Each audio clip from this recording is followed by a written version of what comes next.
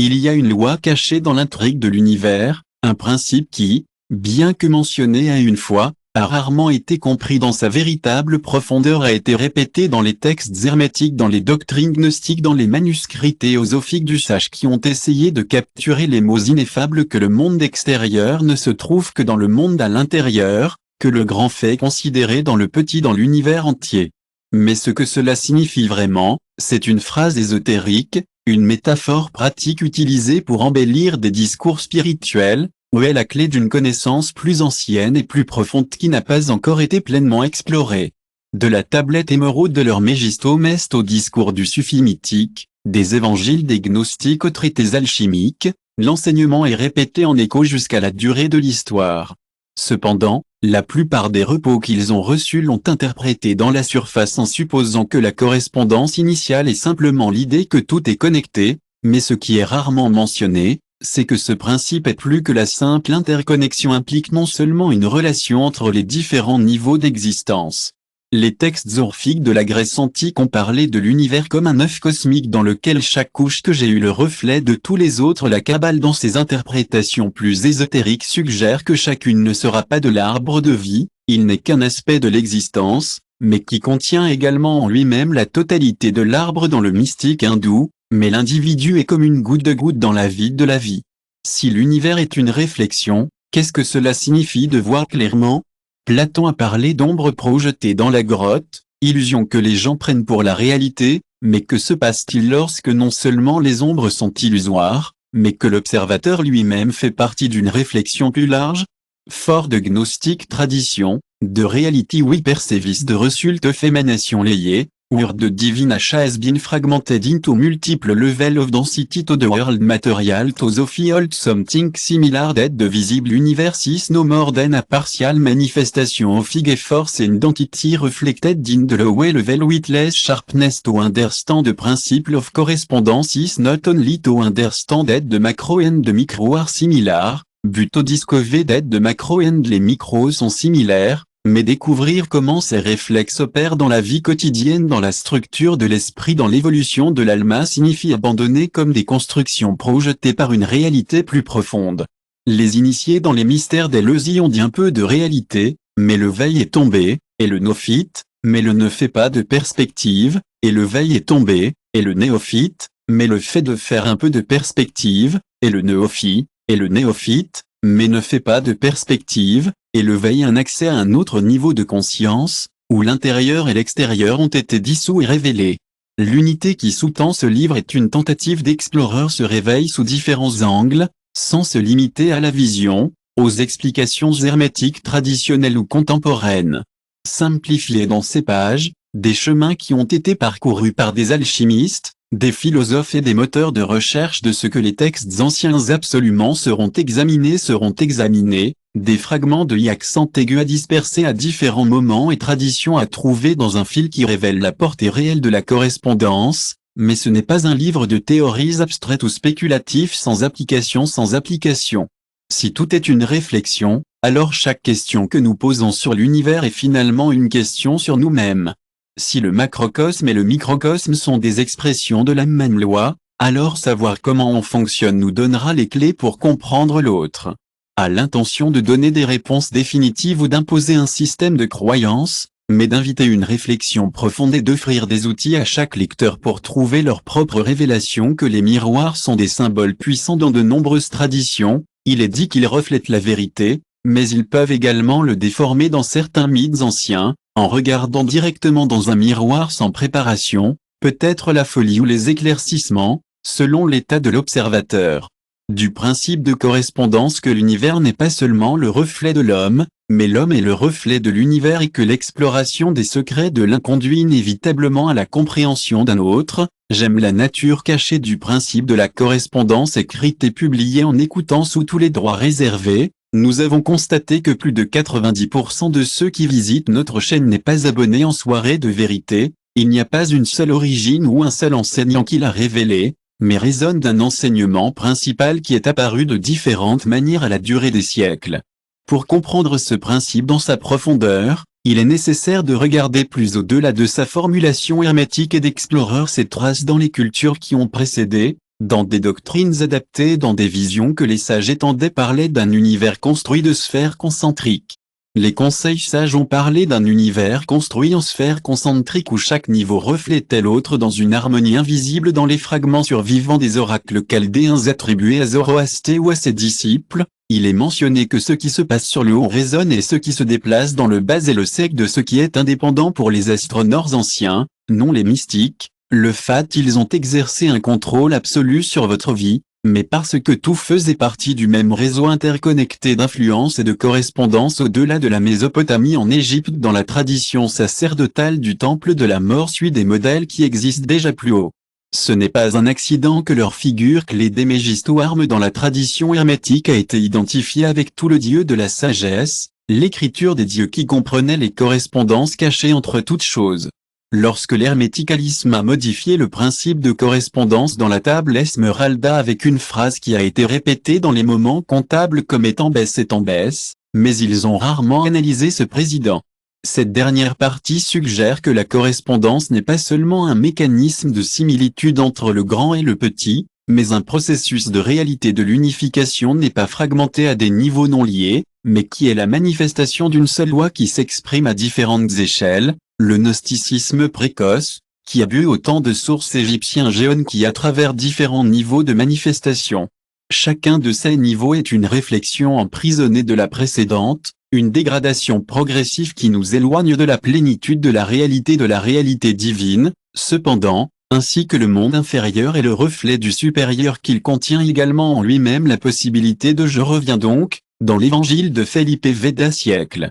Before hermeticism established its axiom, they already took that the human being is a reflection of the cosmos in the Upanishad, the Atman is described as the divine principle within everyone, like a replica of Brahman, the totality of the universe, really what is there is also there was and the difference as not yet understood, rea de chant du Upanishadiste et hashing tell us that the principle correspondance is not just a law of nature, but acquis à la libération spirituelle. Comprendre l'unité entre le microcosme et le macrocosme est la première étape pour transcender l'illusion.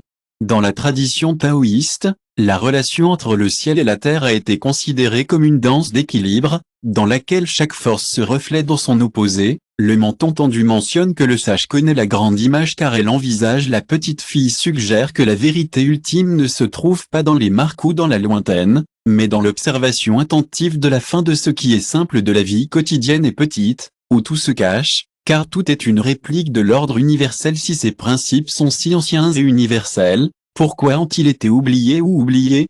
Si ces principes sont si anciens et universels, pourquoi ont-ils été oubliés ou mal compris avec le passage du temps? La réponse a pu être trouvée dans la fragmentation des connaissances. Dans le passé, les sages séparaient la spiritualité de la cosmologie, de l'alchimie, de la psychologie, l'observation du monde extérieur de l'introspection, tout faisait partie d'un seul corps de connaissances, mais avec le passage de siècles, l'humanité a commencé à diviser ce qui avait été auparavant. La vérité de la correspondance n'a pas encore disparu, mais a été complètement cachée dans les textes des mystiques, dans les traités des alchimistes, dans les enseignements des initiés. Dans le texte de base de la Kabbale est dit que tout ce qui se passe sur terre a sa racine dans le paradis et tout ce qui se passe dans le paradis chaque génération peut redécouvrir. Le problème n'est pas que les connaissances ont été perdues, mais qu'elle a été cachée. Le problème n'est pas que la connaissance a été perdue, mais a été réduite à une idée de l'interprétation moderne simplifiée du principe de correspondance est devenu un concept presque décoratif, un aphorisme pour justifier la loi de l'attraction ou du lien entre l'esprit et la réalité, mais que sa véritable signification est beaucoup plus profonde, n'est pas seulement que ce que nous pensons influencer ce que nous vivons. Que tout ce que nous permette de ne pas être une réalité qui ne fait pas une manifestation de l'ordre caché qui est reflété dans les plans de la réalité est une manifestation de l'ordre caché qui est reflété dans les plans de la réalité est une manifestation de l'ordre caché qui est reflété dans les plans de la réalité est une manifestation de l'ordre caché qui est reflété dans les plans de la réalité qui ne fait pas une manifestation de l'ordre caché qui est reflété dans le fait que nous ne faisons pas de la réalité formule ou belle phrase pour décorer les livres d'auto-assistance. La corruption n'est pas une simple similitude, c'est une structure qui indique que les visibles et les invisibles ne sont pas séparés, que le divin et le matériel sont deux aspects de la même vérité, Et si cela est vrai, alors chaque action, chaque pensée, chaque émotion que nous ressentons n'est pas seulement la nôtre, mais une expression de l'ordre cosmique qui se manifeste en nous. L'enseignement le plus important de ce principe n'est pas que nous pouvons utiliser la correspondance pour changer nos vies, mais que nous en sommes déjà une manifestation. Nous ne pouvons pas échapper à cette loi car c'est la même base d'existence. Tout ce que nous pouvons faire est de reconnaître votre vérité et d'apprendre à aligner notre conscience avec elle. Pour ceux qui ont estimé qu'il y a quelque chose au-delà de ce que les sens perçoivent, ils perçoivent le principe de correspondance, ce n'est pas seulement une idée intéressante, c'est une réalité dans une perspective différente, et peut-être dans cette nouvelle vision, découvrons que l'univers n'est pas quelque chose que nous ne sommes pas conscients, mais nous sommes l'univers qui regardait lui-même, reflété dans chaque pensée, dans chaque étoile, dans tous les résultats de compréhension. 2. L'illusion de la séparation au-delà du microcosme et du macrocosme de l'Antiquité la plus éloignée, l'humanité a perçu la réalité comme quelque chose de divisé, fragmenté en OQ qui semble numérique, la matière et l'esprit, le temps et l'éternité, tangible et modificable. Cette perception a façonné des civilisations entières, structurant des systèmes de pensée qui, bien qu'ils essaient d'expliquer l'univers, finissent. Cependant, les traditions ésotériques plus profondes soutiennent que cette dualité est une illusion, une distorsion de la perception qui nous empêche de voir l'unité sous-jacente en toute chose. Le principe de correspondance indique non seulement que les grands et les petits sont des réflexes de la même vérité, mais aussi que ce que nous appelons la séparation est juste. Une apparition des textes orphiques, même des enseignements sales, une sagesse cachée a insisté sur le fait que ce que nous considérons comme la dualité n'est rien de plus qu'une manifestation de la même essence à différents niveaux d'existence. Le lion qui cale mentionne que tous les paradoxes peuvent être réconciliés, une affirmation qui va au-delà d'un simple équilibre entre les opposés et suggère que ceux-ci n'existent pas vraiment en tant qu'entités distinctes, mais comme des expressions de la même essence. Cette idée s'exprime dans la structure de l'arbre de vie, où chaque saphir n'est pas un élément isolé, mais le reflet de toutes les autres dualités entre la couronne suprême et la mauvaise hutte. Le royaume terrestre n'est pas un abyre insurmontable, mais une illusion qui disparaît quand il est entendu que les deux extrêmes font partie du même principe. Que les deux extrêmes font partie du même flux d'énergie. Le secret est dans l'humidité de la multiplicité, dit-on dans le Zar, nous rappelant que tout ce que nous percevons comme individuel n'est rien de plus qu'une facette de l'absolu, que cette idée d'humidité dans la multiplicité se trouve également dans les textes Bexy Univers. Toutes choses sont la même essence d'être ici, le microcosme et le macrocosme, ils ne sont pas simplement similaires, ils sont constitués de la même substance. Que le primordial n'est pas seulement que le grand se reflète dans le petit, mais que les deux dimensions sont les expressions de la même réalité. De la perspective différente, la perception de la séparation entre l'individu et les cosmos est l'un des pièges les plus profonds de la conscience humaine. Dans la tradition soufie, il est dit que le plus grand obstacle à la quête spirituelle est l'illusion que Dieu et l'être humain sont deux entités différemment. Il n'y a pas de répété AAD, dont la compréhension l'a amené à affirmer la déclaration mystique « Je suis la vérité » que votre enseignement réponse de la philosophie gnostique. Cette question est répondue dans le concept de la chute pour les gnostiques. La conscience humaine a été piégée dans un réseau de mirages qui déforme sa vision originale. Comprends cette vérité, bien qu'ils l'ont exprimée dans une langue symbolique. Les symboles des danses et du spirituel léger n'étaient pas vraiment différents, mais représentaient différents degrés de manifestation de la même substance. Le Paracelsus primordial a écrit à l'homme, il n'y a que le ciel et la terre et le cours des cieux, et quand vous comprenez tout cela, vous comprendrez. Sa déclaration nous rappelle que l'homme n'est pas une entité distincte de l'univers, mais sa manifestation à plus petite échelle. Dans les évangiles apocryphes, le même enseignement apparaît, et encore dans l'évangile de Thomas, si vous parlez des deux, si vous faites l'intérieur comme extérieur et extérieur comme intérieur, et au que vous entrerez alors dans le royaume. Ici, l'idée de correspondance est présentée, non pas comme une simple similitude entre différents niveaux d'existence, mais comme un processus d'intégration qui permet à l'individu de transcender la perception fragmentée de la réalité. Le principe de correspondance n'est pas seulement une déclaration selon laquelle tout est connecté, mais un rappel que la séparation est un mirage créé, car lorsque cette illusion se dissout, la perception est limitée. Lorsque cette illusion entre ce qui précède et ce qui précède se dissout, L'intérieur et l'extérieur cessent d'avoir un sens dans cet état de conscience, la réalité cesse d'expérimenter comme quelque chose de divisé en parties et se révèle comme un flux continu où tout est une expression de la même vérité, mais cette compréhension ne peut pas être obtenue par l'intellect seul. Les mystères d'Éleusis ont déclaré que la véritable initiation ne consiste pas à apprendre de nouvelles doctrines, mais à expérimenter directement à partir de l'unité de toute chose. Plotin, le grand philosophe néoplatonique, a décrit ce processus comme une vision statique dans laquelle l'âme cesse de se voir comme quelque chose de séparé de celui et fond dans la totalité qui voit l'éternel. Cela suggère que la véritable compréhension de la correspondance n'est pas un acte de connaissance, mais de transformation, comme nous pouvons transcender l'illusion de séparation. Dans nos propres vies, les réponses ont varié selon la tradition, mais elles convergent toutes à un moment donné. Le changement ne se produit pas dans le monde extérieur, mais dans la perception de l'observateur. Dans le soufisme, on dit que l'amour est le pont entre l'humain et le divin, la force qui dissout le sentiment d'être complètement isolé. Dans le mysticisme, Christiana parle de la reddition totale pour permettre à la volonté individuelle d'être basée sur la volonté du Créateur. Ce qui est clair, c'est que la perception de la dualité ne disparaîtra pas avec ainsi la compréhension de l'intellectuel est nécessaire pour changer la façon de vivre la réalité alors que nous continuons à voir le monde comme quelque chose d'extérieur pour nous tant que nous continuons à l'identifier avec une identité distincte, l'illusion de la fragmentation persistera, mais à l'époque où la barrière est cassée lorsque la conscience s'étend au-dessus-dessous et ci-dessous une déclaration simple et cela devient une expérience. L'expérience n'est pas une théorie ésotérique ou un concept philosophique abstrait, mais une réalité qui peut être directement perçue, lorsque l'illusion de la séparation disparaît, ce qui reste est l'unité, la prise de conscience que tout ce qui existe est une seule réalité se manifeste sous différentes formes, et dans cette compréhension, l'homme cesse d'être un fragment perdu dans un cosmos indifférent et reconnaît comme ce qu'il a toujours été que tout s'exprime à travers chaque pensée, chaque acte et chaque instant d'existence. Au-delà des plans secrets de la réalité que les sens perçoivent n'est qu'une fraction de ce qui existe réellement. Le monde visible avec sa solidité apparente n'est rien de plus qu'une surface derrière laquelle les structures et les dynamiques que les lieux fonctionnent.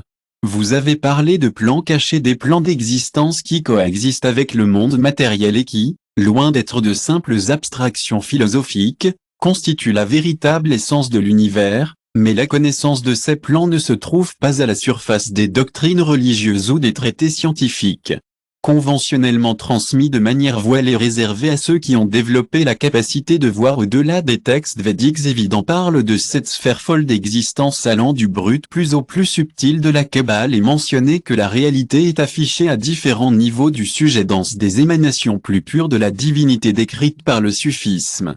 Des états de conscience dans lesquels la perception s'étend au-delà de la réalité ordinaire, permettant un contact avec l'ayondiment, la dualité. Ce que cette tradition disparaisse, ce n'est pas simplement l'existence d'autres mondes, mais la réalité est même un réseau multidimensionnel dans lequel chaque niveau est un reflet de la demeure précédente. Pour la demeure d'Égypte, la vie sur Terre n'était rien de voir dans un élément de l'âme pour être un simple demeure, différents états d'être, reflétant la structure cachée de l'univers. Tout ce qui existe sur un avion a son homologue sur d'autres plans, ce que nous appelons l'avion matériel, qui n'est rien de plus que la manifestation la plus dense d'une réalité qui s'étend dans de nombreuses couches, chacune plus subtile que la précédente. Zohar au noyau mystique kabbalistique décrit la dernière manifestation d'une chaîne d'émanation qui étendant pour toujours. D'une chaîne d'émanation descendant de l'inconnaissable à la perceptible, le monde inférieur est un miroir du monde supérieur, affirme le texte, suggérant que chaque événement, chaque pensée, chaque action a son origine dans un autre plan subtil. Ce n'est pas un accident que les traditions mystiques insistent sur l'importance de l'intention de ce que le spirituel se produit dans le plan mental trouve votre reflet. Dans le plan matériel, bien qu'il ne soit pas toujours d'une manière immédiate ou évidente, le gnosticisme a élargi cette vision, décrivant l'existence comme un jeu de projection qui descend d'une source primordiale. Selon cette doctrine, la réalité matérielle n'est pas originale de la création, mais l'écho final d'une succession d'émanations qui se sont éloignées de leur source dans les écrits des Basilides. Dans les écrits des Basilides, l'un des grands professeurs du gnosticisme, il est mentionné que le cosmos n'est pas une structure unique mais l'ombre d'une plus grande lumière. Cette idée suggère que ce que nous vivons comme réel n'est que la version la plus opaque d'une structure qui s'étend bien au-delà de nos sens. Elena Blavatsky a décrit l'existence de plans éthériques qui servent de pont entre le physique et le spirituel. L'univers est un organisme multidimensionnel, et l'être humain est une réplique de cette structure. En d'autres termes, les mêmes couches existent au sein de chaque individu que dans tout le cosmos. Nous ne sommes pas seulement une partie de l'univers, nous sommes sa réflexion à plusieurs niveaux de manifestation. Soufisme, dans sa recherche de l'ineffable, a signalé que l'accès au plan supérieur ne se fait pas par la simple acquisition de connaissances, mais par la transformation de l'état.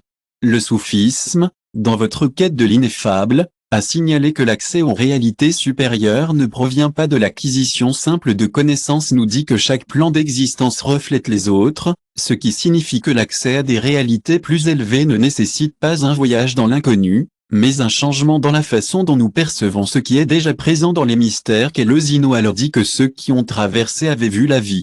Les initiés ont déclaré qu'ils avaient vu la vie telle qu'elle est, ce qui suggère que la révélation ne consiste pas à une vision d'un autre monde, mais à la capacité de voir la réalité avec une clarté qui était auparavant impossible. Si tel est le cas, alors l'idée que les avions plus élevés sont séparés de notre expérience quotidienne sont faux. Il n'y a pas de barrières insurmontables entre les différents niveaux de réalité, mais ce que nous appelons la matière matérielle n'est qu'une condensation des énergies qui opèrent sur plus d'avions. La matière subtile n'est pas opposée à l'esprit, mais sa réflexion sous une forme plus condensée. Le corpus hermeticum exprime avec éloquence tout.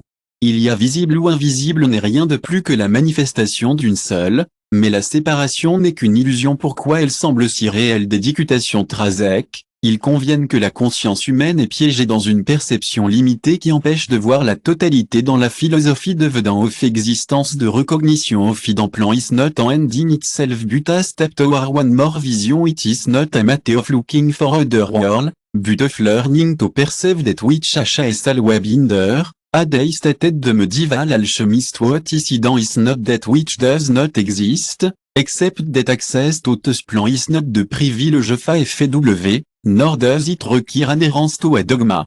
Raté it is the result of a transformation in the way we experience reality between the visible et l'invisible disparaît lorsque nous comprenons que les deux dimensions sont des expressions de la même loi, comme chez Arabi, le grand soufi mystique qui se connaît tous les mondes. Remember that the plan of existence do not their separate place but aspect of the same totality that can be experienced according to our level of consciousness. There is no other and there but a continuity in which each level is a reflection of the above the reality we perceive with the sense is only one of the many layers of a much larger universe who understand is stop seeing the world as something external and begin to recognize at every moment in every tuct in every action de présence faille dans order that underly tout ce qui est la réalité cesse d'être un scénario et devient un miroir.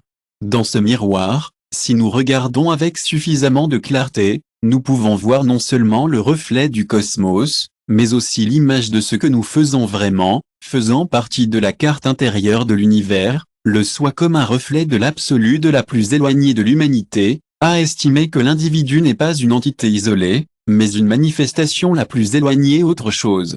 Les philosophes mystiques et sages ont déclaré que l'être humain est une réplique miniature du cosmos, que chaque vie individuelle reflète la même structure de l'univers, mais cette idée, bien que répétée dans diverses traditions, reste mal comprise par beaucoup.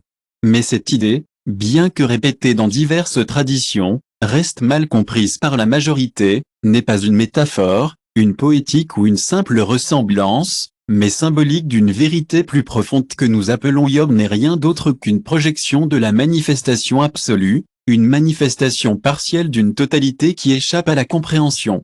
Dans les textes védiques, cette idée s'exprime par la relation entre Atman et Brahman. Atman, le moi profond est décrit comme une étincelle brahmanique, l'absolu débutant de l'univers. Vous êtes, alors dit le chant Upanisa, suggérant que la différence apparente entre l'individu et le tout n'est qu'une illusion créée par l'esprit. In other words, what we experience as a separate self is nothing more than an extension of a single indivisible reality. The mystical Sufi have maintained a similar teaching in Rumi's verse find the statement that the drop of water is not separate from the ocean, but that the ocean itself is manifested in a small way to the suffering individual is like a mirror that reflects the divine light, but this mirror is usually empowered by the ego through the illusion of identity personal what attack the form of le conteneur dans lequel il est dit, suggérant que l'identité humaine n'est qu'une forme temporaire au sein d'une réalité infinie. Réalité dans la Kabbale, cette vérité s'exprime dans l'idée que chaque être humain contient en lui même la totalité de l'arbre de la vie. Nous ne sommes pas des fragments déconnectés mais le microcosme dans lequel tous sont reflétés les sphères de l'existence dans le Zohar. Il est affirmé que qui se comprend la réflexion énigma à travers l'idée de la chute dans sa vision, l'âme humaine est une extension de la divinité, ce qu'il a oublié son origine qui le retraquait à son gnosticisme source est le seul moyen de comprendre que l'univers et de comprendre l'univers. L'illusion de l'identité matérielle est mentionnée dans l'évangile de saint Thomas, si vous vous connaissez, alors vous serez connus, et vous saurez ce que vous êtes, les enfants vivants du Père, mais si vous ne savez pas, vous êtes dans la pauvreté, et vous êtes la pauvreté que cet enseignement suggère que la reconnaissance de notre vraie nature est la première étape à transcender l'illusion de la séparation de la tradition hermétique maintenue du cosmos, et le cosmos est une image de celui-ci. Cette déclaration n'implique pas une correspondance simple entre l'individu et l'univers. Cette déclaration n'implique pas une correspondance simple entre l'individu et l'univers, mais une identité fondamentale. Nous ne sommes pas des êtres séparés explorant un monde externe, mais des manifestations partielles de la conscience absolue qui se expérimentent sous plusieurs formes. Alchimistes médiévales représentaient ce principe avec la figure des Ouroboros, le serpent qui est aussi des chapelets. L'être humain est déjà à l'intérieur, il contient en lui-même le soleil et la lune que j'ai écrite à Celso, suggérant que toutes les forces du cosmos sont présentes. In the very structure of being human, but this is true, what it really meant to be a reflection of the absolute meaning that every thought, every emotion, every act that he experiments is not it is something separate from the universal order, but an expression of it in philosophy latino-no-platonically made that the soul is not in the body, but the body it is in him. So this suggests that our identity material is just a superficial layer within a field of consciousness. Allo de Broadetosophie a apporté cette idée décrivant davantage l'être humain comme un pont entre le terme terrestre et le divin. Selon Blavatsky, le personnel de l'identité est un pont entre le terre et le divin. Blavatsky, le personnel de l'identité n'est rien de plus qu'une manifestation temporaire d'une conscience supérieure qui s'étend au-delà du temps, et nous sommes des ombres d'une lumière que nous ne comprenons toujours pas. L'écriture que la vraie nature du moi est intessible à l'esprit, le principe de la correspondance ne peut pas être fait que lorsque nous étudions notre propre nature. Lorsque l'identité personnelle est reconnue comme le reflet de l'absolu, la peur disparaît, l'effort et la réalité est vécue comme un flux continu de conscience. Qui je suis s'arrête, à une réponse fixe et se convertit à une porte à lui mystère. Le véritable enseignement du principe de correspondance n'est pas que le soi est similaire à l'absolu, mais le I est le absolu manifesté sous une forme spécifique, mais cette vérité ne peut pas être indemne hors de la logique conventionnelle. Mais cette vérité ne peut être vécue que, et celui qui le vit, qui ose franchir le seuil d'identité séparée, découvre ce que les sages ont connu depuis le début, qu'il n'y a pas à l'intérieur ou à l'extérieur, il n'y a pas de petit ni de grand, il n'y a pas d'autre, il n'y a que le réflexe de la réalité, que le reflet dans le mouvement de l'univers ne fait pas partie de la réalité, que la réalité dans le mouvement de l'uni reflète ce qui existe sans le changer dans son essence. La réalité est l'alchimie, un processus en changement constant où chaque cause produit une réaction, où chaque pensée, chaque émotion et chaque action se répercutent. Ce n'est pas seulement une loi de similitude entre le grand et le petit, entre le visible et l'invisible, c'est surtout un courant d'écoulement qui traverse toutes les dimensions de l'existence et qui, dans son mouvement, permet la transmutation. Les alchimistes ont compris cela mieux que quiconque ne savait que la vraie transmutation ne consistait pas à transformer la promo en or, mais en reconnaissant que toute réalité est susceptible d'être très raffinée, amenée à son expression au accent aigu la plus pure. Lat Celso asserted that everything is in motion and we understand this flow includes the nature of creation. This suggests that matter Mind spirit are not fixed states but phase of the same process of transformation in alchemy. The great work is divided into three essential phases: nigredo de chaos, dissolution, albedo, purification, and drop, la culmination of the work, transmutation. And this process apply not only to metal but to one's own conscience et âge individual goes through this stage in internal développement, décomposer ce qui est impur, purifiant ses pensées, ses émotions jusqu'à ce que vous atteigniez un état où la dualité se dissout.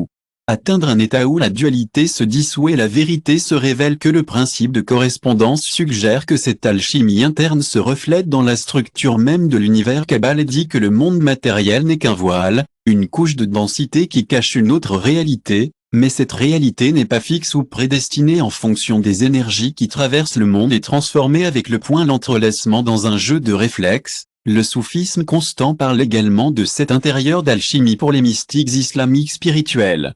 La transformation n'est pas un processus d'acquisition, mais l'or de purification est déjà en vous, dit Rumi, mais est mélangé à la terre. Le travail du moteur de recherche qui le libère. Dans cette métaphore est contenue une vérité profonde, que la réalité que nous expérimentons n'est pas une prison immuable mais un miroir qui change selon l'état de notre conscience lorsque tout est en mouvement. Donc la réalité n'est pas quelque chose qui peut être accepté mais qui peut être modelé. Mais cette transformation, les sages affirment que l'univers répond aux vibrations. La table émeraude l'exprime avec clarté car elle est en panne, et comme elle est à l'intérieur et à l'extérieur dans le corpus hermeticum, il est mentionné que l'homme qui maîtrise sa propre nature maîtrise le cosmos, non pas parce que je peux changer la réalité à volonté, mais parce que vous changez votre moi intérieur lorsque vous changez votre état d'être tout autour de vous. Perpétuelle transformation. Christian Mystique Day also felt this truth car stated that when the soul after desire the world se astorocist decide is key to understanding the alchemy of reality is not to force change through desire or manipulation but to understand that transformation occur when consciousness is aligned with the highest order of the universe to the fit distinguishing from a different perspective. According to Blavatsky, the evolution of consciousness is not a linear process but a spiral or a cycle of. La transformation nous amène à un niveau de compréhension plus élevé. L'univers est une danse de réflexes en mouvement, écrivait dans la doctrine secrète, suggérant que chaque être humain est à la fois le reflet des forces ci-dessus et d'un créateur de sa propre réalité. Cette idée de réalité en tant que réflexe de mouvement nous amène à une question inévitable: si tout change, ce qui reste. Dans les textes pour les taoïstes, les expériences peuvent faire des formes, mais ne cesse que ce soit de l'eau, la même transformée, mais le soul-traying essence est toujours la même que l'erreur de nombreuses interprétations modernes de la correspondance originale et de penser qu'il s'agit d'une loi simple, un reflet mécanique entre différents niveaux d'existence. Mais la réalité est beaucoup plus dynamique, nous reflétons non seulement l'univers que nous le façonnons également, nous le changeons avec toutes les pensées qui ne comprennent pas le mouvement externe sans compréhension de l'alchimie, optimisme naïf, mais de la prise de conscience que la réalité n'est pas séparée de la conscience de l'expérience, mais de cette transformation. Ce n'est pas immédiat, et cela ne se produit pas par simple volonté, tout comme l'alchimiste doit passer par de longs processus de raffinement avant d'obtenir la pierre, le philosophe humain doit passer par son propre grand travail, apprendre à dissoudre ce qui est illusoire, pour purifier ce qui est authentique, jusqu'à ce que l'on atteigne un point où la réalité n'est plus vécue comme quelque chose d'extérieur, mais comme une extension de sa propre conscience. Dans les mystères éleusiniens, ceux qui ont atteint le stade final de l'initiation ont dit qu'ils avaient vu le luz, pas une lumière physique, mais une clarté intérieure, une reconnaissance que le monde matériel et le monde spirituel n'étaient pas des entités distinctes. Lorsque cette vérité est comprise, la vie cesse d'être une série d'événements chaotiques et devient un processus alchimique dans lequel chaque expérience est une opportunité d'affiner la perception, d'aligner la conscience avec un niveau d'existence plus élevé. L'univers n'est pas une structure rigide, mais un océan en mouvement, et dans cet océan, l'individu n'est pas un navire à dérive, mais un courant qui se déplace entier. Il ne s'agit pas de contrôler les vagues, mais d'apprendre à naviguer en harmonie avec eux, car finalement le véritable alchimiste n'est pas celui qui contrôle les vagues. Le véritable alchimiste n'est pas celui qui essaie de changer le monde extérieur, mais celui qui s'est transformé au point où le reflet de la réalité ne ressemble plus à une énigme, mais à l'expression vivante de son propre être. 6. Le concept de l'univers. Le BR à accent aigu fico d'un point de vue métaphysique depuis des temps immémoriaux. L'idée que l'univers est le reflet de lui-même à plusieurs échelles a été exprimée dans diverses traditions, spirituelles et philosophiques. L'idée que chaque partie du cosmos contient toute la structure n'est pas une spéculation moderne, mais un principe caché. Le gnostique, hermétique et les enseignements mystiques de diverses cultures. Les enseignements et mystiques sur diverses civilisations ont appris à voir le monde comme quelque chose de solide et de fragmenté, séparé en niveaux hiérarchiques, mais les initiés ont maintenu depuis des siècles que la réalité n'est rien de plus qu'une série de miroirs interconnectés, un jeu de réflexes qui crée une illusion de multiples lorsqu'il n'y a que dans la similitude hermétique, mais une structure fondamentale entre le grand et le petit est le principe de la similitude, mais une structure fondamentale entre le grand et le petit. C'est le principe de la similitude mais une structure de la grande et de l'existence dans la forte et la petite durée de la fin de la fin de la fin de la forte et de l'existence de la forte et de la forte de la forte et de l'existence de l'élevage n'est pas un principe de la similitude mais une structure fondamentale entre le grand et le small. Ici note culte. Le tableau mentionne que, comme c'est ci-dessus, il est ci-dessous et tel qu'elle à l'intérieur, il est à l'extérieur. Mais qu'est-ce que cela signifie quand? Je sais, observer du tout du point pas une hiérarchie linéaire, mais une fractale de réseau dans laquelle chaque point reflète le tout, celui qui se multiplie sans diviser celui-là sans diviser, disons les kabbalistes, suggérant que la séparation que nous percevons n'est rien de plus qu'une illusion créée par la limitation de nos textes védiques de perception qui contiennent également cet enseignement dans la relation entre les États-Unis, la Chandya, celle qui est dans le grand et dans le plus petit dans la relation entre Armand, les États de la Chandya qui se trouvent dans le grand et dans le plus grand dans la relation entre Armand, les États-Unis qui se trouvent dans le grand et dans le plus grand dans la relation entre Armand, les États-Unis qui se trouvent dans le grand et dans le plus grand dans la relation entre Armand, Brahnia sur le haut et Neu qui est dans le grand et dans le petit en Armand et sur la Chandiku entre le soi individuel et l'ensemble, n'est pas une de similitude mais de l'identité. L'individu n'est pas seulement une partie de l'univers, mais l'univers lui-même l'expérience dans un corps, mais un champ étendu englobant tout. Est-ce profondément que Rumi a dit mais non moins profondément Rumi, il a dit que la baisse de l'océan et l'océan lui-même s'il sait comment se voir pour eux, la séparation entre l'individu et la totalité est une barrière illusoire créée par la réalité de l'ego est une connaissance indivisible qui projette elle-même à différentes échelles et la voie de la recherche spirituelle n'est pas plus floue, mais aussi de l'illusion, ce n'est pas le monde, ce n'est pas le monde, ce n'est pas le monde, ce n'est pas le monde, ce n'est pas le monde, ce n'est pas le monde, ce n'est pas le monde. Ce n'est pas le monde, ce qui n'est pas le monde, ce qui n'est pas le monde, ce qui n'est pas le monde entier, ce qui n'est pas du tout gnostique. Plus qu'une projection déformée d'une réalité supérieure dans les évangiles apocryphes mentionnent que ce n'est qu'une ombre de la vraie lumière. Une ombre de la vraie lumière, une réflexion dans une autre réflexion qui maintient la conscience piégée dans l'illusion de la fragmentation. Dans l'évangile de Felipe, le monde est un mirage et quiconque le considère comme une vie réelle dans le sommeil, mais ce n'est pas une vision ou une liste, au contraire, est une invitation à éveil. Tout est dans tout et tout est dans un concept selon lequel en termes modernes, il pourrait être décrit comme un univers holoba FCO, il implique que chaque point d'existence contient en soi les informations du tout. La réalité loin d'être une structure rigide et hiérarchique est une dynamique de réflexion, mais c'est vrai, pourquoi nous ne perdons pas la réponse? Impossible de voir la réalité dans son intégralité.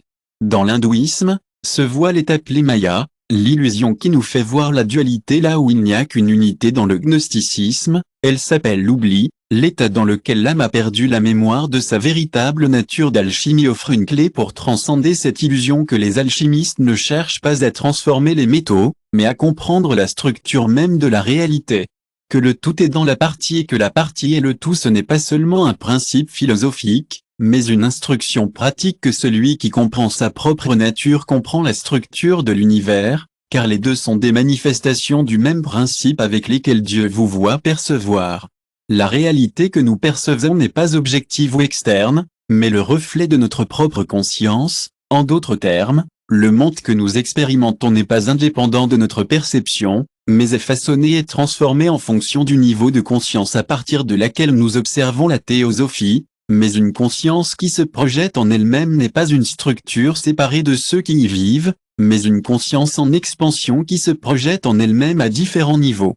Blavatsky a écrit dans Le Secret que le cosmos est une pensée divine qui se déroule dans de multiples réflexions. Cette idée suggère que la réalité n'est pas fixe, mais un processus de manifestation continue, où ce que nous percevons comme solide et stable n'est plus qu'une image temporaire dans un domaine infini de possibilités. Nous rappelle que le fragment de visage de l'existence est une porte vers la partie entière contient le tout. Alors la connaissance absolue n'est pas dans un endroit éloigné de l'univers, mais en chacun de nous. La véritable initiation n'est pas d'apprendre de nouveaux concepts, mais d'éveiller la vérité de ce que nous n'avons jamais été séparés de tous les anciens. Mais ne l'exprimez pas en termes de physique ou d'équation. Les mystères éleusiniens, les rituels égyptiens, les pratiques kabbalistiques pointent toutes vers la même vérité. L'univers n'est pas quelque chose d'extérieur qui peut être analysé comme un objet séparé, mais un réseau de réflexes dans lesquels chacun est à la fois observateur et partie de l'ensemble. Celui qui comprend que cela cesse de se voir comme un individu isolé dans un cosmos indifférent, découvre que ses pensées de vie, ses actions ne sont rien de plus que des expressions d'une conscience plus grande que celle qui se manifeste à travers lui, et dans cette découverte, la séparation disparaît et ce qui reste est seulement celle qui se reflète dans un jeu infini de la conception de Myrier et redécouvert dans la 20th century. Ils ont révélé une perspective radicalement différente de message de Jésus, qui a renversé la structure de pouvoir imposée par les institutions religieuses et la situation.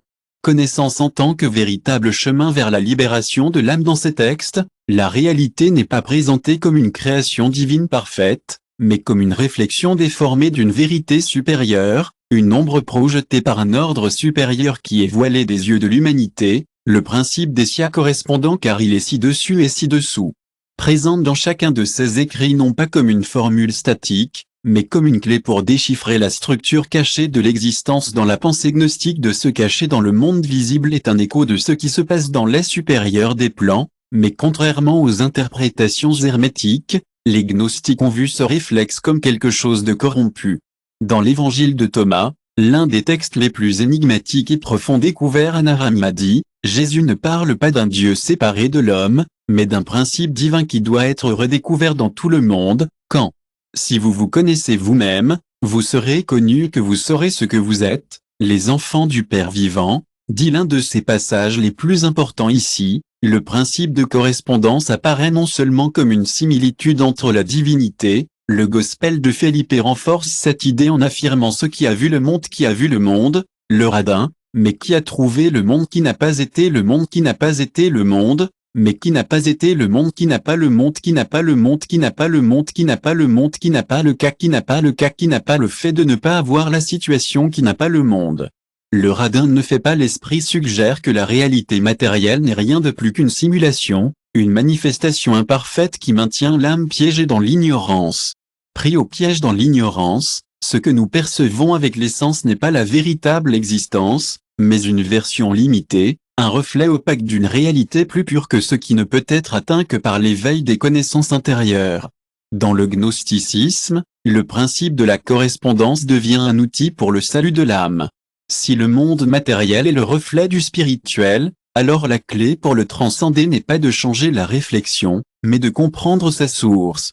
Dans les textes, la matière est considérée comme une prison imposée par les entités d'archons qui régissent le monde visible et qui sont responsables de garder l'humanité dans un état de cerveau spirituel sans. Cependant, l'évangile de la vérité attribué, Valentin décrit cette prison en termes d'oubli. L'erreur a créé le monde, mais la vérité l'a percé et racheté. Ici, on nous dit que l'univers matériel est une construction illusoire et que l'éveil spirituel consiste à se souvenir de la véritable nature de l'existence. Ce qui est ci-dessus dans les plans supérieurs n'est pas seulement le reflet du monde que nous habitons, mais sa véritable origine, qui a été obscurcie depuis des siècles. Alors que l'hermétisme classique enseigne que le monde matériel et le monde spirituel sont des expressions de la même loi universelle, le gnosticisme soutient que la matière est le reflet du divin, une copie du défectueux divin qui doit être transcendé pour atteindre la véritable existence. En ce sens, la connaissance gnostique n'est pas simplement l'apprentissage intellectuel, mais une expérience directe de ce qui est le plus au-delà de la réflexion illusoire. L'évangile de Marie-Madeleine. Jésus dit à son disciple plus proche que le véritable accès au royaume ne se trouve pas dans les Écritures ni dans les doctrines, mais en la capacité de l'âme à se souvenir de son origine. Ne vous trompe pas aussi dans l'ère de l'homme dans lequel les gnostiques corps, l'âme et l'esprit, que le corps appartient au matériel mondial, l'âme est le médiateur et l'esprit est l'étincelle divine. L'esprit est l'étincelle divine qui appartient toujours au royaume supérieur, tandis que l'individu ne s'identifie qu'à votre corps et que vos désirs terrestres resteront piégés dans le reflet déformé de la réalité. Mais si j'ai pris conscience que votre esprit peut retourner à votre origine, Juan apocryphe, un autre des textes plus, révèle la tradition gnostique. Mibo, qui ignore l'existence de plans supérieurs et croit le seul créateur, cependant, ce démiurge n'est rien reflet dégradé du véritable principe divin, et son monde est un labyrinthe de miroirs qui maintient les prisonniers dans l'illusion. Ils ont pris la lumière et ils ont attrapé l'ombre afin qu'ils puissent reconnaître leur propre image, dit le texte décrivant comment la conscience a été fragmentée et loin de son origine. Si nous étions une illusion, si la conscience est corrompue, le reflet de la divine, la façon dont nous pouvons échapper cette décoration, la question du gnigo, la percée du gnoste de la divine, de la permission du gnostis, une seule parole de la gnostis, de la seule parole de la gnostis phoenenovine. Apporte non, pas comme une connaissance.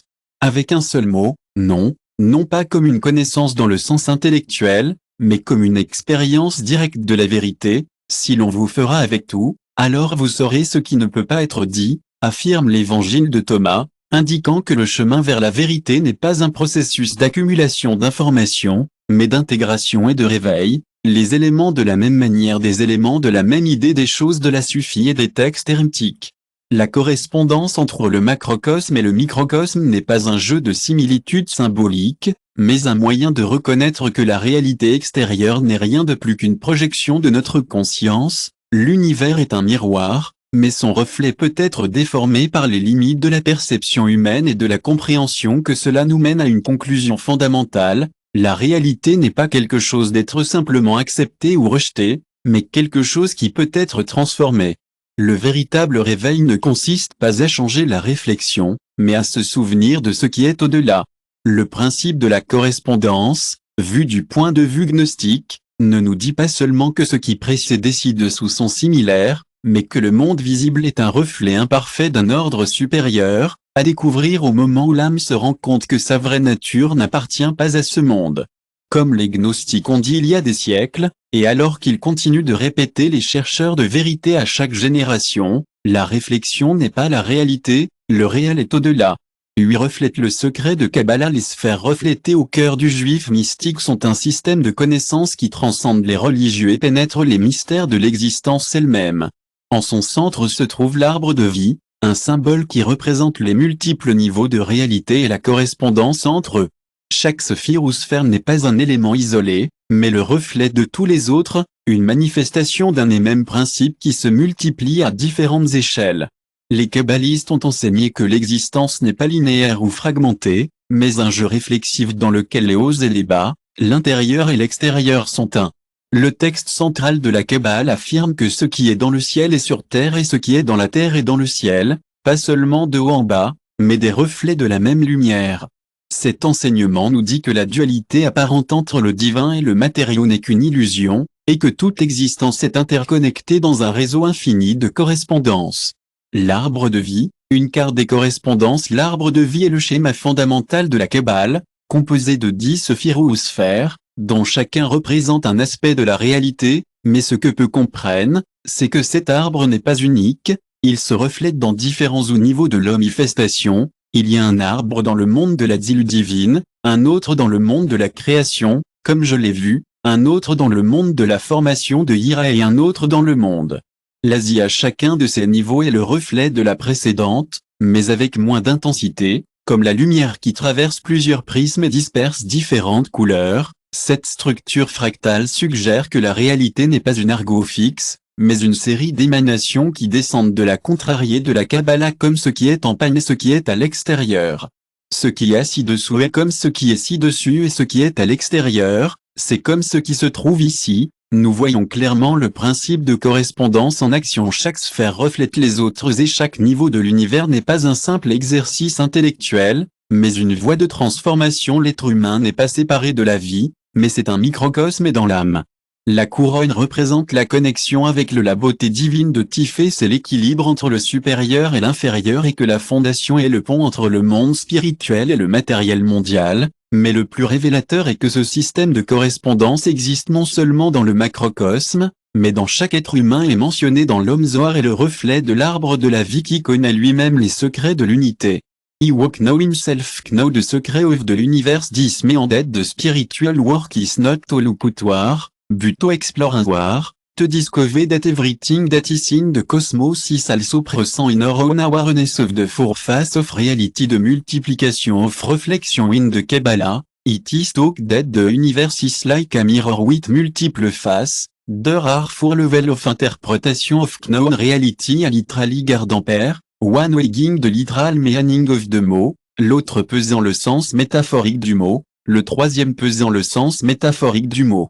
Le quatrième pesant le sens métaphorique du mot qui pèse la signification littérale des choses que les sens perçoivent d'eux, un sens symbolique, signe caché dans les trois visibles. Vous allez être une interprétation profonde de la relation entre les quatre niveaux visibles et le reflet de la précédente, mais au même moment.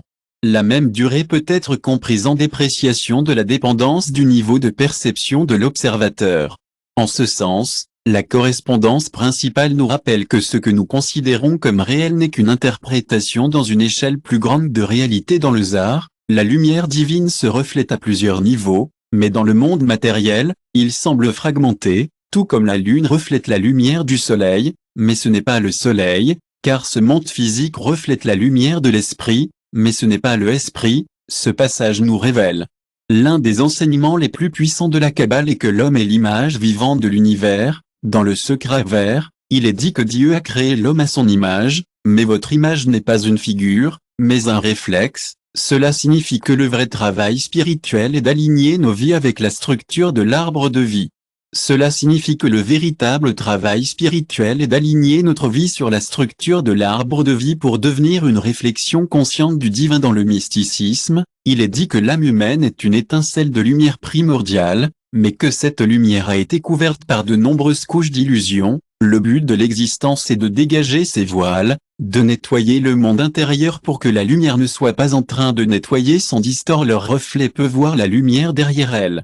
De cristal, de principle of correspondence, it is clearly manifested era the universe is structured in reality. Level of the human being it also has level of consciousness of the Kabbalist no it is the material of the material but integrated discovery in the mind and the footprint of the divine. The secret of the Kabbalah and the illusion of separation. The Kabbalist argue that the greatest illusion of the world is the belief in separation, de duality between man and God, between et avant and la terre. Entre l'esprit et la matière n'est pas réel. Dans le Tikkun, il est dit qu'il n'y a pas deux, un seul, qui se reflète sous plusieurs formes. Lorsque cette vérité est comprise, la vie cesse d'être une lutte entre les opposés et devient un acte d'alina à chaque action. Chaque sentiment devient une occasion de refléter la lumière plus élevée. Dans le Zohar, il est mentionné que l'homme éclairé n'est pas celui qui connaît tous les secrets, mais celui qui est devenu un homme plus haut. The enlightenment is not the one who knows all the secrets, but the one who has become de pure réflexion office ou de Kabbalah unité SDP essence is not just a system of knowledge, but a way to understand the functioning of the universe, a network of correspondence infinita. De trees not out of us we do not learn to read our own existence in the light of this correspondence. Discover that you have never been separated from the totality, but have always been a reflex of it in the shadow. Et le miroir, l'aspect oublié du cadavre. L'univers est un miroir infini en mouvement, où les visibles et les invisibles se trouvent dans une danse perpétuelle de manifestation, mais pas seuls les miroirs qui reflètent la lumière ainsi que l'ombre à travers l'histoire. Les grandes traditions spirales ont souligné la relation entre ci-dessus et ci-dessous, entre le macrocosme et le microcosme, entre l'intérieur et l'extérieur. Cependant, dans l'enseignement de la correspondance moderne, un aspect crucial a été oublié. La réflexion ne renvoie pas seulement l'image de la lumière que nous projetons, mais aussi celle de ce que nous préférons ne pas voir. Les anciens courants de sagesse n'ont pas nié cette vérité. Dans le Corpus Hermeticum, il est affirmé que tout ce qui existe dans la lumière projette également une ombre, et que ceux qui ne cherchent que la clarté sans connaître l'obscurité sont condamnés à la cécité. Tout ce qui se manifeste dans le monde extérieur est la projection de quelque chose qui existe à un niveau plus profond. La réalité profonde ne distingue pas de ce que nous voulons montrer et ce que nous voulons le cacher reflète simplement ce que nous sommes à tous les niveaux de notre être gnostique. Comprenez mieux cette vérité que vous économisons si vous n'obtiez pas ce que vous ne savez pas. Si vous n'obtenez pas ce que vous ne ressentez pas, l'univers détruira dans son matériel de vision du monde est une ombre de la plérome, la plénitude d'origine, mais cette ombre n'est pas seulement un réflexe passif, mais un labyrinthe qui piège ceux qui ne reconnaissent pas leur propre nature. La lumière de l'homme est en train de faire entendre, mais l'incapacité de l'incapacité à faire face à l'existence. Dans le Zohar, il est expliqué que chaque arbre de l'arbre de vie a son homologue dans l'arbre de la mort connu sous le nom de Kulefo. Ce deuxième arbre n'est pas un principe séparé, mais l'inverse de la même structure. Pour les kabbalistes ne suffit pas pour se lever dans la lumière sans d'abord avoir traversé les ombres, qui craint que la seule obscurité ne puisse pas tenir l'illusion, disons les mystiques pointant de pointeur. Reconnaissez que ce que nous appelons mal, c'est plus que l'énergie déviée de son cours naturel. Cette compréhension a été omise dans de nombreuses interprétations contemporaines du principe de correspondance. Apprend que le monde est le reflet de nos pensées, mais il n'y a pas de discussion sur ce qui se passe avec les pensées réprimées, avec les désirs cachés, avec les craintes que nous évitons. Le fait que le miroir de l'univers montre non seulement l'image que nous aimerions, mais aussi ce que nous essayons d'ignorer. Ne reconnaissant pas ce principe et de tomber dans le piège du mirage, dans l'illusion que nous ne pouvons créer que de la lumière sans l'ombre que je revendique sa place. Les poursuites ont compris que l'intégration de l'ombre fait partie du chemin spirituel, que Rumi a dit que la blessure est le lieu où la lumière est, suggérant que ce que nous sommes confrontés est précisément Buddha a messager. What we reject in the external world is nothing more than a reflection of what we have not yet accepted within ourselves, but it's not just a lesson spiritual in the mythical culture. The hero must descend into darkness before reaching wisdom, or descend into the underworld to find wisdom and immortality in the deepest region of the earth. Jesus spent 40 days in the desert facing terror in the mont in all ces histoires. Dans ces histoires, la même leçon est répétée. Le reflet de l'univers n'est pas seulement un jeu de lumière, mais un processus alchimique dans lequel tout doit être vu, accepté et transcendé. Carl Jung a apporté cet enseignement en psychologie moderne avec son concept de l'ombre. Pour lui, la véritable réalisation de l'individu ne consiste pas à s'identifier à son côté clair, mais à intégrer ses aspects sombres. Dun a dit qu'il comprenait que le principe de correspondance opère également dans le « mais ce que nous rejetons en nous-mêmes, la même atteignant la lumière », l'individu doit faire face à sa propre ombre. Avant d'atteindre l'illumination, l'individu doit faire face à sa propre réflexion dans le miroir de l'univers. N'est pas facile ou confortable, mais est inévitable pour ceux qui recherchent vraiment la vérité. Si le monde est un miroir, alors la guerre, la destruction et la discorde que nous voyons autour de nous ne sont pas des anomalies externes, mais des manifestations de ce que nous n'avons pas encore résolu en nous-mêmes. Les textes ésotériques ont dit, à condition que ce que vous voyez dans l'autre ne soit pas encore compris en vous-même. Cette idée est inconfortable car elle nous oblige à reconnaître notre responsabilité dans la création de la réalité. Il ne suffit pas de changer nos pensées superficielles, il est nécessaire de regarder davantage l'origine des distorsions que nous projetons. L'évangile de Thomas nous donne un indice sur la façon de briser cette dynamique. Si vous éminez du 21, non parlez pour rejeter l'ombre, mais pour se réconcilier avec la lumière. Le vrai travail de recherche n'est pas d'éviter la réflexion inconfortable, mais de l'utiliser comme un outil de transformation. Les anciens Égyptiens, ils avaient un fort appel cardiaque dans celui que l'âme a été placée dans un équilibre à côté de la carte du principe de la vérité et de l'équilibre n'était pas une altitude simple, mais d'un enseignement profond et les ombres peuvent entrer dans le royaume. L'univers n'est pas seulement le reflet de notre lumière, mais aussi de nos charges, de nos contradictions et de ce qui n'est pas encore guéri. Accepter cet aspect de la correspondance nous permet de voir la réalité avec clarté. Notre vie n'est plus une bataille entre la lumière et l'ombre et elle se transforme dans un processus d'intégration. Il n'y a pas de parties de l'être qui doivent être éliminées, mais les aspects qui doivent être finalement inclus. Le miroir de l'univers n'est ni notre ennemi ni notre allié, c'est un professeur silencieux qui se reflète avec une précision absolue ce que nous avons besoin pour ne voir que lorsque nous n'avons que la lumière sans crainte. le fait que l'ombre n'est rien d'autre que la lumière qui attend d'être reconnue et que la reconnaissance, la réflexion n'est plus une illusion et devient le portail de la vraie liberté. Partie 4e des applications supérieures du principe de correspondance 10. Le principe de correspondance dans l'art de la magie au sein des anciens sages n'a jamais séparé la connaissance de l'univers de la connaissance de l'âme. Les écoles mystérieuses dans les temples égyptiens, dans les monastères ésotériques de l'Est et de l'Ouest ont enseigné que le monde n'est pas quelque chose externe mais le reflet de l'être, mais ce n'est pas une réflexion inerte mais un principe malléable dans lequel chaque acte de conscience génère une écho en haut, et ce qui se passe, c'est ce qui est en panne, faire les miracles d'une chose. Ce passage ne parle pas d'un simple parallélisme, mais d'une loi active, que ce qui se passe à un niveau d'existence influence un autre. Tous les autres magiciens ont compris que l'univers réagit comme un courant à la vibration de celui qui sait. Les alchimistes médiévaux ont compris que la transmutation de la plombe dans l'or n'était pas la fin ultime de la grande œuvre, mais une métaphore du pouvoir intérieur pour transformer la conscience. Vous connaissez et vous connaîtrez les secrets des dieux et de l'univers. Les sufis ont appelé cela le sort et le secret dans leur pratique. La magie n'était pas un ensemble de techniques mais une disposition intérieure dans laquelle l'être humain s'aligne sur le flux divin. Rumi l'a dit ainsi, lorsque l'âme est en harmonie avec le monde, cela ne signifie pas que la vie devient une série de souhaits satisfaits, mais que la perception de l'univers change. Les kabbalistes ont enseigné que l'art de la magie est l'art de l'homme. Dans Ser Ira, l'un des plus anciens textes de la tradition mystique hébraïque, il est dit que Dieu a créé le monde avec la combinaison de l'être et de son sacré, mais cet enseignement est allé au-delà. Les sages ne combattent pas la rivière, mais ils glissent avec lui. Ce principe est appliqué à la magie intérieure. Cela signifie qu'il ne s'agit pas de forcer le monde à conformer à un désir, mais d'apprendre à se déplacer en phase avec les courants de la réalité.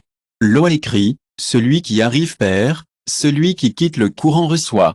Ce principe est répété dans les textes soufis, dans l'alchimie médiévale, dans les enseignements bouddhistes n'est pas un acte de contrôle mais un acte d'alignement du corpus hermeticum, que nous nous souvenons que l'homme n'est pas un spectateur passif du cosmos, mais un créateur au pouvoir. L'univers est dit dans le Kilion et ce n'est pas seulement une déclaration métaphysique mais une expérience de réalité qui comprend que la réalité répond à ses vibrations, que la réalité, mais une réalité nouvelle qui comprend que la réalité répond à ses vibrations, que la réalité, mais une réalité nouvelle qui comprend que la réalité répond à ses vibrations, que la réalité, mais une expérience de réalité qui comprend que la réalité répond à ses vibrations, que la réalité, mais une expérience de réalité qui comprend que la réalité répond à ses vibrations, que la durée.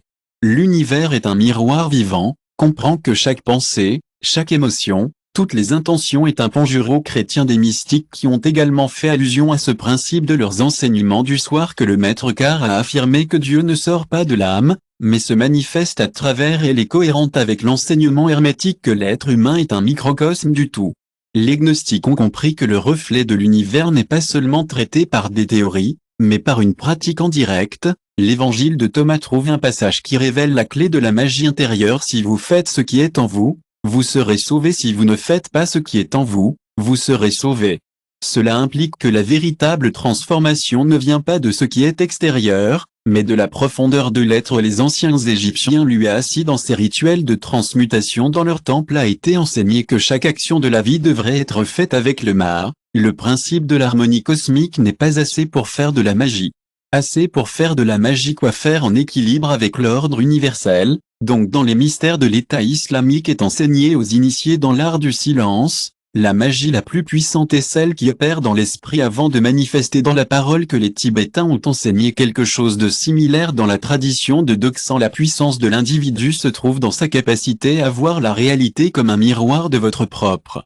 Cela ne signifie pas que la magie est d'ignorer le monde extérieur, mais de comprendre que tout ce qui se passe est une projection plane, une compréhension intérieure.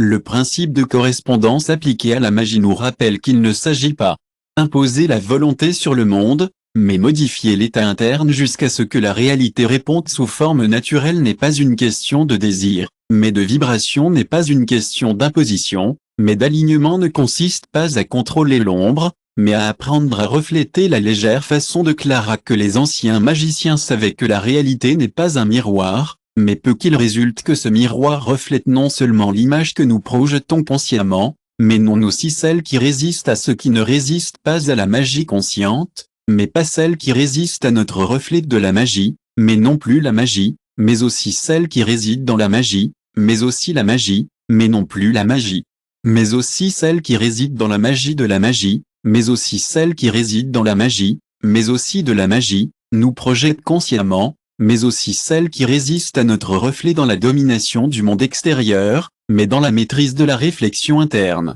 Et voici le mystère que les initiés ont transmis à travers des symboles et des paraboles, lorsque l'être humain transforme la réalité. Lorsque le feu intérieur est aligné sur le feu cosmique, lorsque l'intention est harmonisée avec le flux de l'univers, l'impossible devient inévitable. La magie intérieure n'est pas une astuce, pas une puissance cachée réservée à quelques-uns. Ce n'est rien de plus que l'art de se souvenir de qui nous sommes vraiment. La relation entre le temps et le temps de correspondance a toujours été l'un des plus grands mystères de l'existence spirituelle. Des systèmes métaphysiques et des philosophes ont débattu de sa nature. Se demander s'il s'agit d'un courant inébranlable qui tire tout avec contraire est le reflet de la conscience humaine dans les enseignements anciens des mystiques et sages considérés comme une ligne droite qui sépare le passé du futur, mais comme un miroir, une structure fluide qui reflète l'état interne de qui expérimente l'hermétiste. Il n'était pas absolu.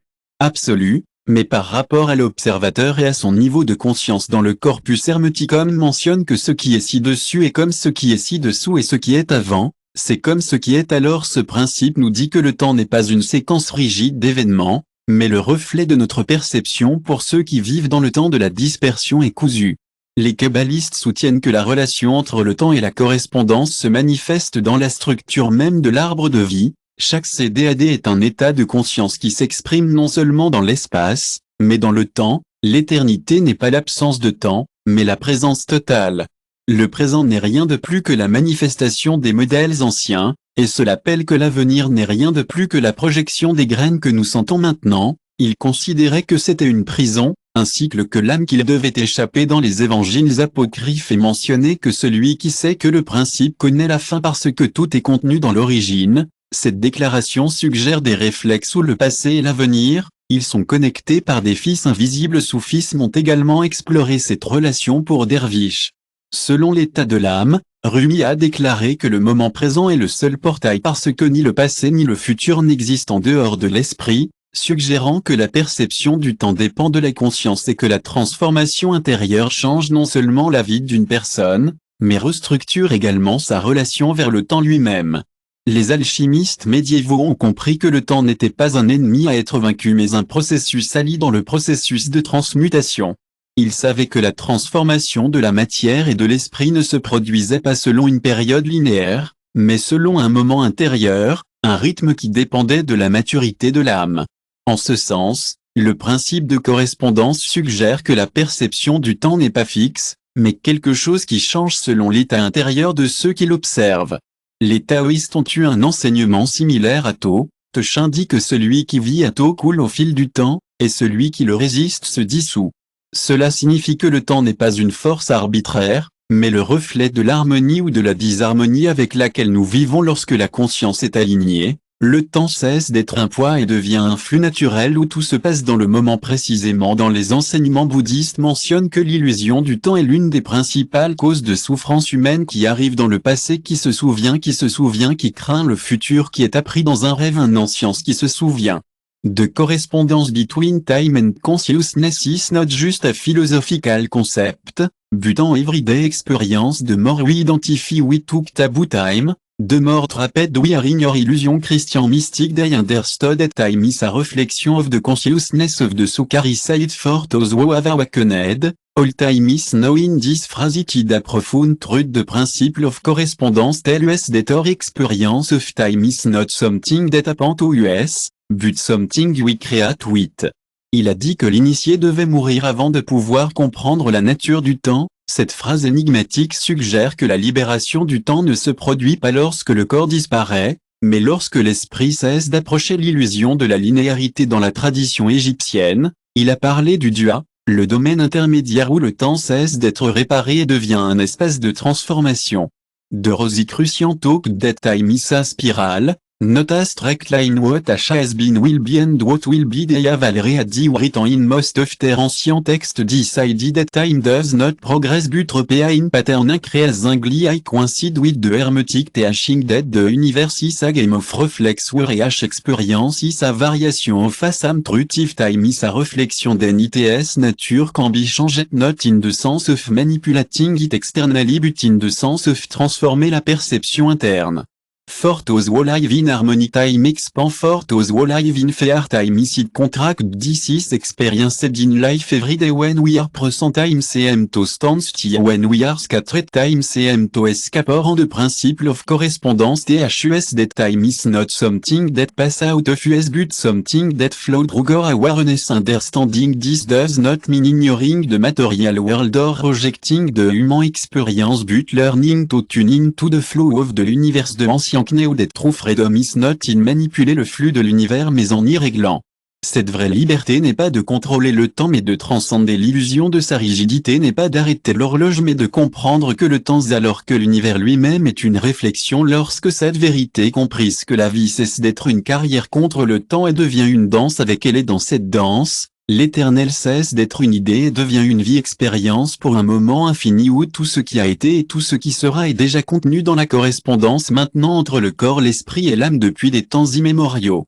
Les traditions ésotériques de toutes les civilisations ont affirmé que ce qui se passe à un niveau d'existence affecte inévitablement les autres, que l'esprit n'est pas séparé du sujet ou de l'esprit séparé du physique, mais des expressions de la même énergie se manifestant dans différents plans.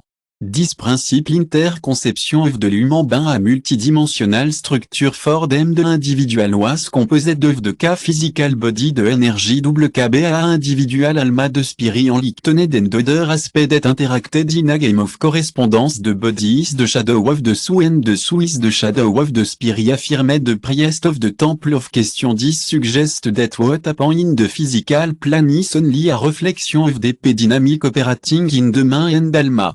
Les textes védiques détiennent également cette vision. Le Chandogya Upanishad déclare que tout comme le feu est contenu dans le bois avant d'allumer l'esprit en chair sans être vu, donc l'être humain est décrit dans la philosophie du Vedanta comme une série de choses enveloppantes qui vont du corps plus dense, du corps physique, du plus subtil, de l'esprit pur. L'harmonie entre ces couches n'est pas accidentelle, mais le résultat d'un alignement avec la conscience qui permet à l'énergie de s'écouler sans obstacle. Les alchimistes médiévaux ont également exploré cette correspondance entre les niveaux du corps, de l'esprit et de l'esprit. Le corps représentait l'esprit et le mercure l'esprit et le grand travail. Ce n'était pas seulement une transformation matérielle, mais un processus dans lequel les trois éléments devaient trouver leur équilibre afin que l'être puisse atteindre son potentiel maximum.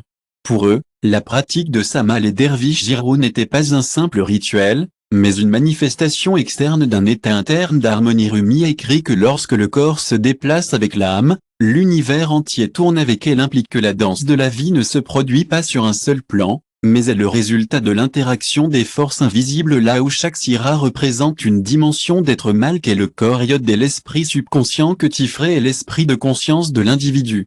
C'est l'âme individuelle et les supérieurs de Siro représentent l'alma la plus élevée qui domine son niveau d'influence des autres dans une manière inévitablement gnostique apocryphale. Gospel in the Gospel of Felipe it is mentioned that what is visible is the image of what is invisible and what is in the flesh is a reflection of what is in the spirit. For them the fall of man was not just a for them, the fall of man was not just a mythical event.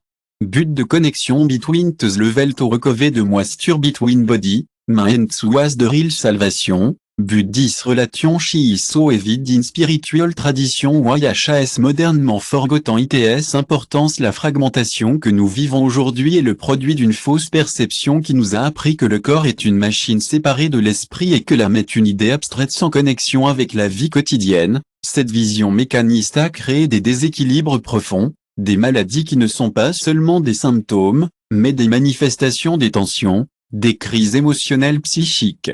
Les enseignants taoïstes ont enseigné depuis des siècles que l'esprit est le pont entre le ciel et la terre. Lorsque l'esprit est en équilibre, le corps, l'esprit et l'âme se dilatent. Lorsque l'esprit est perturbé, le corps s'affaiblit et que l'âme reste piégée dans la confusion. C'est pourquoi dans les arts taoïstes tels que Guan et Tai Chi, le mouvement du corps est inséparable. Les Rosicruciens ont également compris cette interconnexion et ils ont enseigné que le corps est le temple de l'esprit et que chaque pensée affecte la structure même du sujet, que le sang réagit à vous arrêter l'âme, qu'ils ont écrite dans leurs textes références cachées à la façon dont les émotions et les états mentaux influencent la biologie de l'individu, que le même résultat ne se trouve dans les textes égyptiens où il a été dit que la maladie n'est rien de plus que le résultat un déséquilibre. Si le principe de la correspondance nous enseigne que la macro et le micro sont des réflexes les uns des autres, alors le corps, l'esprit et l'âme ne peuvent pas être considérés comme des entités distinctes, mais comme des expressions de la même réalité à différents niveaux. Ce qui se passe dans l'esprit a son écho dans le corps, ce qui se passe dans le corps affecte l'âme, et ce que les vibrates de l'âme se transforment la perception du monde. Le vrai travail spirituel ne consiste à aucune de ces dimensions, mais en les intégrant dans les mystères éleusiens. Pour des expériences qui transforment leur relation avec le corps, l'esprit et l'esprit simultanément, ce n'était pas un processus théorique, mais une expérience profonde où ils comprenaient que chaque action, chaque pensée et chaque émotion avait sa correspondance dans la totalité de votre être. Les mystiques que les chrétiens ont également parlé de cette unité de San Jean de la Cruz ne fait pas seulement du bien, mais votre perception du monde change. Si tout est interconnecté, alors chaque décision, chaque habitude et chaque pensée a un effet sur toute la structure de l'être. Il n'est pas possible d'atteindre l'illumination sans s'occuper du corps, tout comme il n'est pas possible de guérir le corps sans transformer l'esprit et la correspondance d'Alma. La correspondance entre ces niveaux n'est pas une théorie philosophique, mais une réalité expérientielle qui peut être vécue à chaque instant où l'homme comprend cette vérité, cesse de chercher des réponses fragmentées et commence à regarder sa vie dans son ensemble, ne séparant plus le physique du spirituel ou du mental de l'émotionnel, mais intégrant chaque aspect de son existence en un seul mouvement de harmonie. And in that moment, the reflection of the universe is aligned with the reflection of being, and knowledge ceases to be an idea to become an experience long live and transformée par the breaking the limit of perception 13 breaking the reflection we can escape from the cosmic mirror, if the universe is a reflection, if reality respond to the law of correspondence en infinite mirror that return our image in different level. La question that we can break, la question that we can break de réflexion is possible to j'ai été hors de la structure miroir qui nous enferme dans une série de manifestations et d'expériences répétées à partir des plus anciennes. Chercheurs de vérité a compris que l'existence n'est pas seulement un jeu de réflexes, mais aussi un labyrinthe. La question n'est pas seulement de comprendre que ce qui se passe était le reflet de ce qui se passe à l'intérieur, mais de découvrir s'il y a un point où la réflexion cessait de projeter gnostique. Les textes insistent sur le fait que la réalité dans laquelle nous vivons est un miroir illusoire, une projection déformée d'une existence plus élevée. Dans l'apocryphe du Juan décrit le monde comme une création du démiurge, un faux dieu qui a fait une copie imparfaite de la vraie lumière visible et des nuances de ce qui est réel et qui sait éviter le problème qui ne fait pas la prison. Mais les textes pour les gnostiques est piégé dans sa propre réflexion. Cette conscience humaine est piégée dans sa réflexion sans se rendre compte qu'il y a quelque chose au-delà. Les mystiques hindous ont exprimé cette idée avec le concept de Maya, l'illusion cosmique dans les textes védiques, et dit que le monde est comme un reflet dans la surface d'une véritable lèvre calme dans son apparence, mais sans substance propre à ce que vous pensez être solide.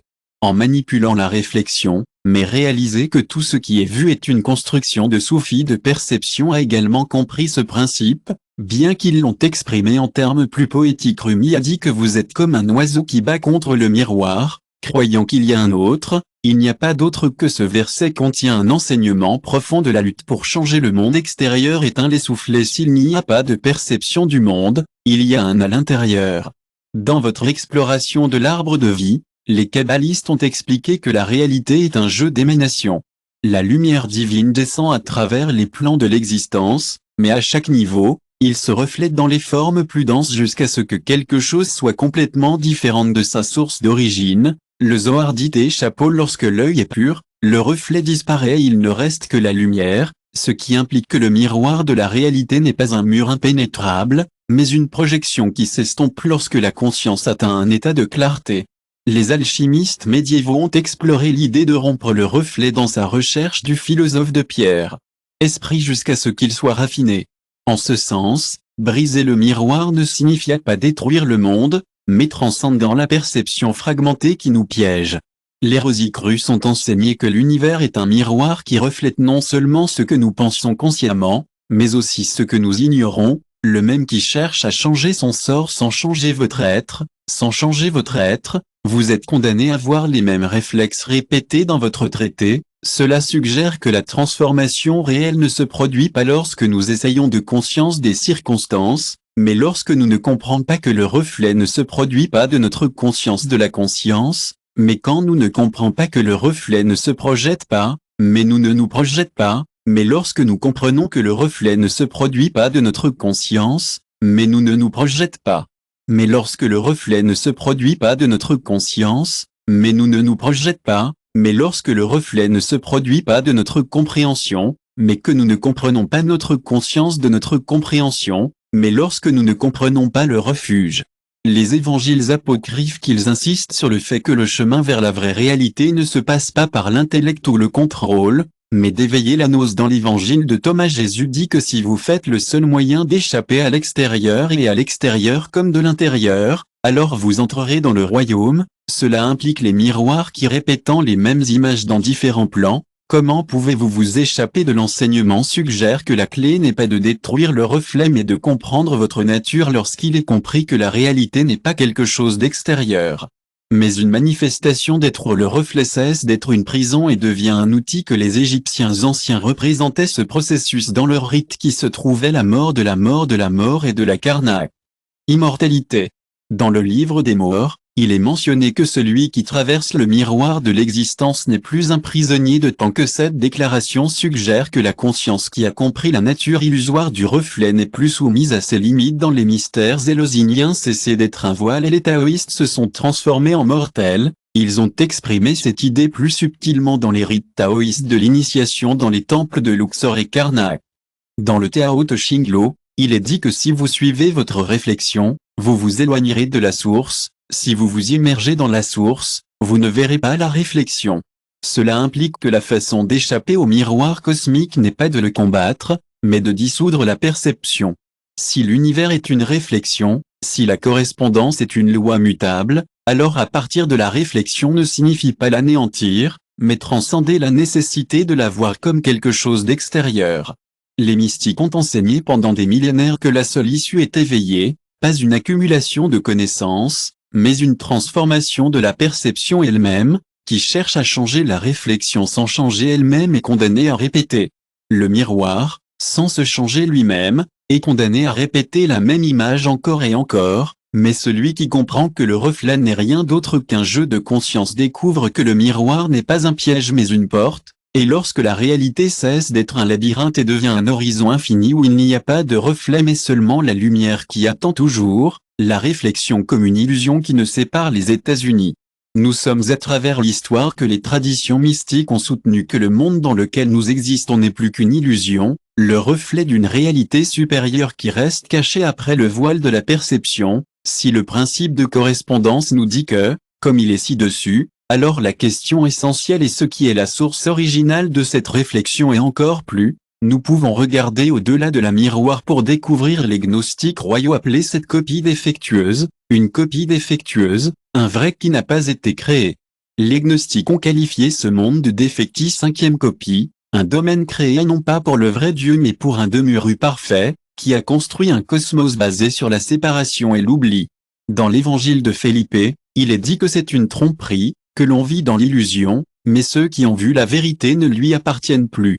Selon cette vision, ce que nous vivons en tant que réalité n'est plus un exercice, une distorsion de la véritable existence.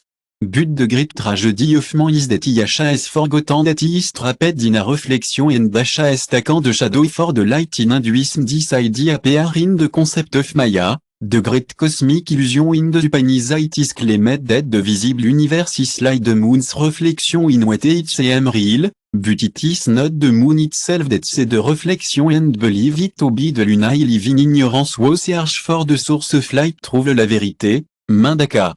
Upanishad dit ici que la clé du réveil n'est pas de changer la réflexion mais de la transcender. de comprendre que tout ce que nous percevons n'est rien de plus qu'une projection de l'esprit conditionnel que les kabbalistes ont expliqué ce phénomène à travers l'idée des voiles de l'existence dans lesquels le Zohar mentionne que ce que l'œil se voit n'est que la robe de la vérité, derrière chaque forme qu'il y a une autre forme et derrière chaque velours qu'il y a une autre pour eux.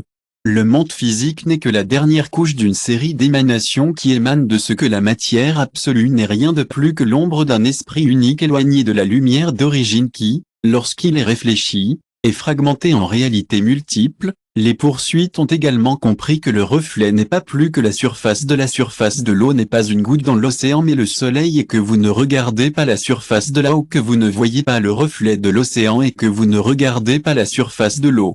Cet enseignement est essentiel car il nous dit que la séparation entre l'individu et l'absolu n'est qu'une question de perception de l'esprit humain, qui est piégé dans la réflexion, croyant qu'il y a une distance entre le divin et le banal, alors qu'en réalité tout est un.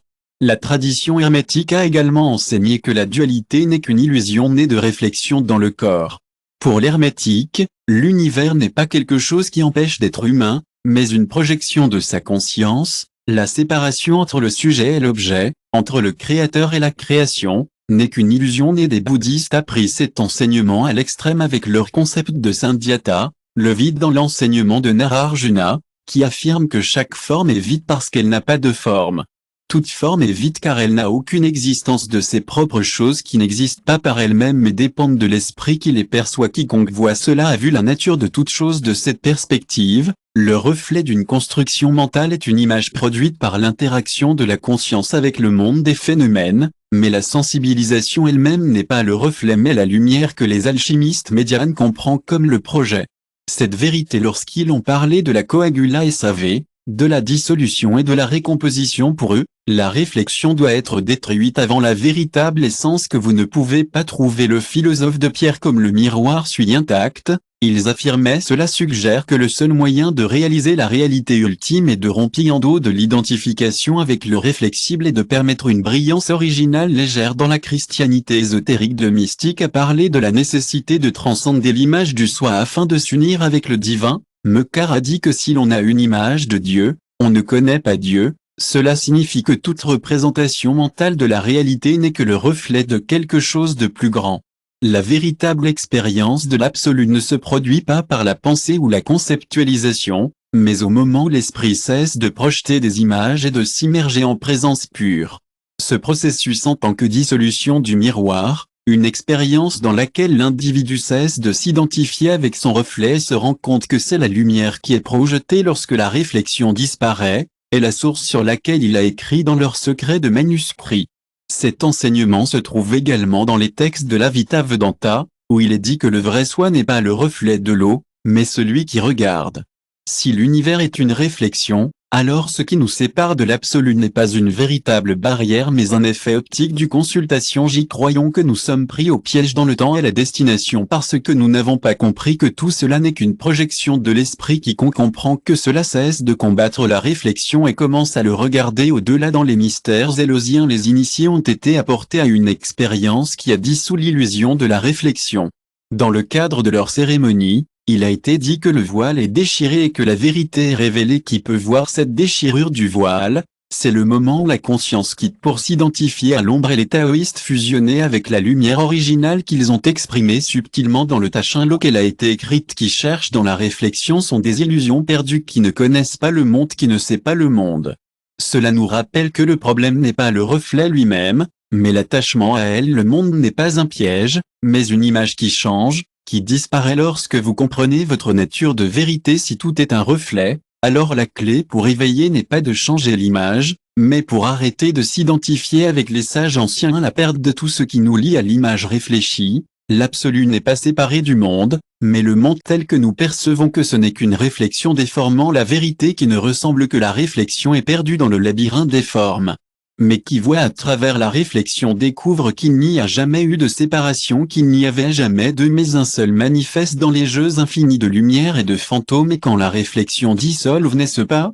Lorsque nous comprenons que l'univers est un miroir qui reflète non seulement l'image de nos pensées, mais aussi celle de notre essence, la question se pose inévitablement que si tout ce que nous percevons est une projection, que se passe-t-il au-delà de la dernière réflexion?